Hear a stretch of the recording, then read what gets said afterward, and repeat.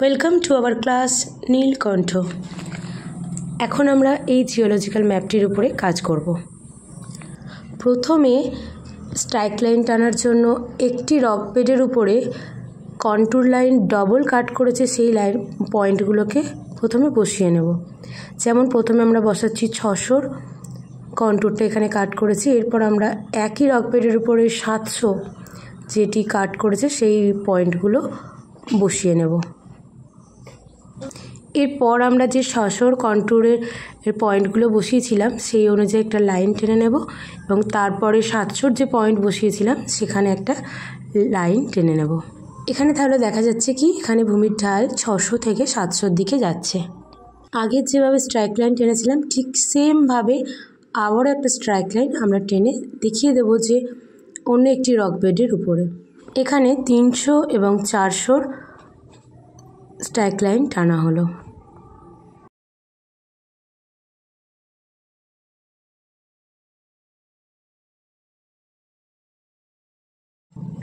এবার আমরা কিছু স্ট্রিপ কেটে নেব। এবার ওই স্ট্রিপটিকে মুড়ে নিয়ে প্রথমে আমরা যে কন্ট্যুরগুলো কাট করেছি সেগুলোকে বসিয়ে নেব। এর থেকে বি প্রথমে আগে পয়েন্ট বসাবো, তারপরে পরপর পয়েন্টগুলো করে নেব। প্রথমে 200 কন্ট্যুর, তারপরে 300, তারপর 400, তারপরে 500, তারপর 600 এবং সর্বশেষে 700 কন্ট্যুর পর্যন্ত আমরা এখানে পাচ্ছি।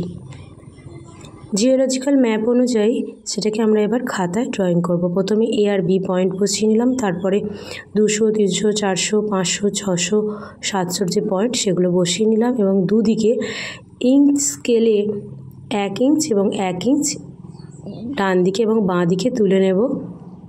আমরা এখানে 200-র জন্য 0.2-তে পয়েন্ট বসাবো, 300-র জন্য 0.3-তে পয়েন্ট বসাবো, 400-র জন্য 0.4-এ পয়েন্ট বসাবো, 500-র জন্য 0.5-এ পয়েন্ট বসাবো, 600-র জন্য 0.6-এ পয়েন্ট বসাবো, 700-র জন্য 0.7-এ পয়েন্ট বসাবো এবং শেষে প্রত্যেকটা পয়েন্টকে টেনে যোগ করে নেব।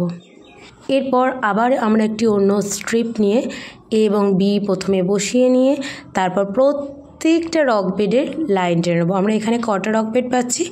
আমরা এখানে 4টে রক বেড পাচ্ছি। সেই রক বেডগুলোর পয়েন্ট করে নিয়ে এবার সেই স্ট্রিপটাকে নিয়ে খাতায় যাব এবং সেখান থেকে একটা করে পয়েন্ট বসিয়ে নেব। এরপর আমরা যে প্রথমে 600 থেকে 700 যে স্ট্রাইক লাইন কেটেছিলাম সেটা বসিয়ে 700-তে 0.1 বসিয়ে নিচের দিকে 0.1 বসিয়ে একটা লাইন টেনে নেব এবং সেই লাইনটা বেস করে আমরা প্রত্যেকটা যে রক বেডগুলো পেয়েছি টেনে নেব।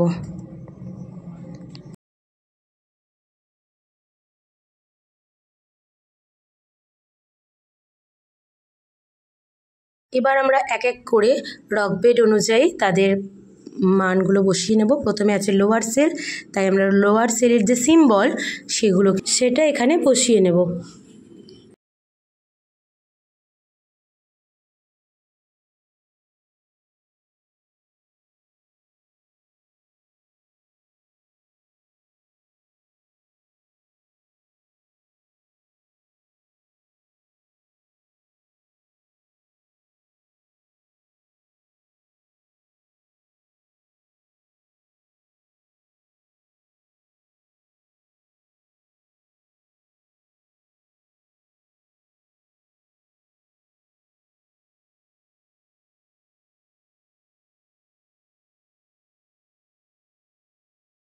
তারপর যে রক বেডটি আছে সেটি হচ্ছে লোয়ার স্যান্ডস্টোন, সেটাকে বসিয়ে নেব, তার সিম্বলগুলো বসিয়ে নেব।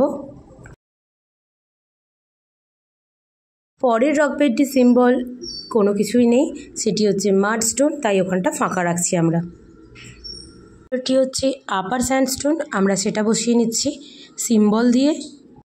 সব শেষে আছে আপার সেল, যেটির সিম্বলটি আমরা বসিয়ে নেব।